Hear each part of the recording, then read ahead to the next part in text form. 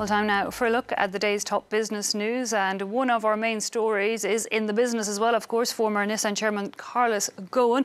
Beyond his legal troubles in Japan, he's now facing a push from his former French employer Renault to limit his compensation there. Brian Quinn is with us in studio to tell us more. Brian. That's right. Yves Ghosn resigned from his post as Renault CEO in late January amid ongoing prosecutions in Tokyo.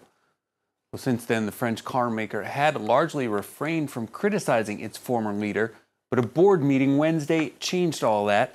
Renault now says an internal investigation has exposed serious questions over his expenses, some of which were allegedly used to buy a yacht for Ghosn and his family. The company says it's canceling Ghosn's compensation as part of a non-compete clause, along with stock payments, that representing around 30 million euros over several years. Renault is also cancelling Ghosn's lifetime pension plan worth around 770,000 euros per year. Well, that move comes as the spotlight has increasingly been cast on a system of very generous retirement plans in France for executives. Airbus CEO Tom Enders set to retire next week with a package worth nearly 40 million euros, that drawing the ire of French Finance Minister Bruno Le Maire. Well, the French government is now seeking reforms to rein in those packages. Catherine Bennett and Anaïs Frotad report.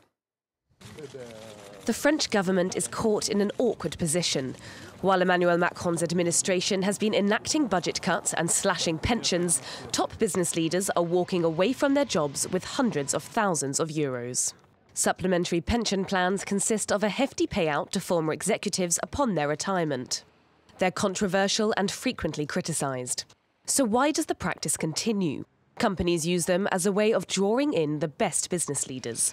And up until now, it's been up to the companies to decide whether to implement these executive retirement schemes. Now the French government is preparing a reform to put the country in line with the European Pensions Directive.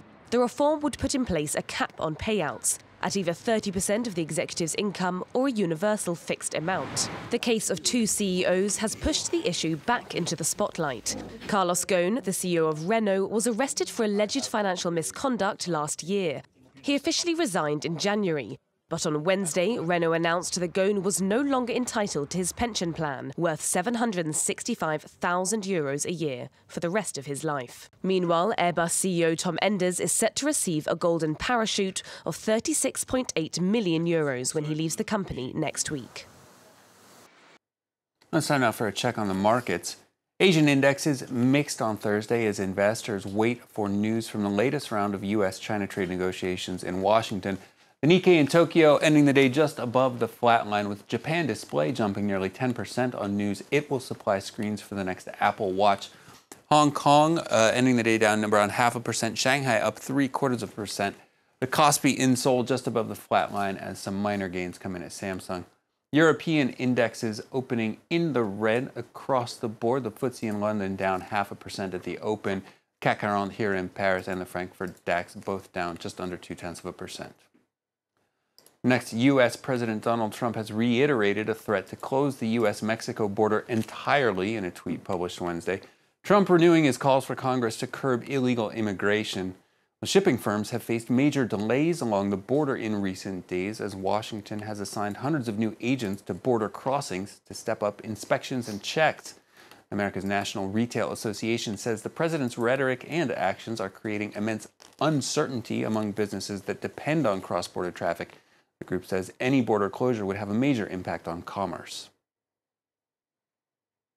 Some of the obvious effects would be perhaps avocados or other fresh produce coming from Mexico would not be available within a very short period of time.